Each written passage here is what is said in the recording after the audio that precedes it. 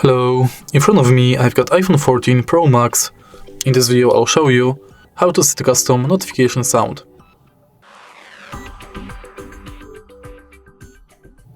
In the beginning, let's go to settings,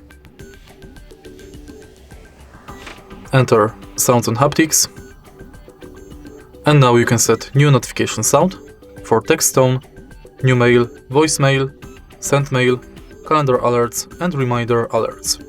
Simply enter one of these sections,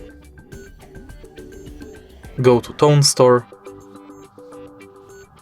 More, Purchased, Music, and now you'll be able to select new custom notification sound from the list of your purchased songs from Tone Store. And that's it. If you find this video helpful, please leave a like, comment and subscribe.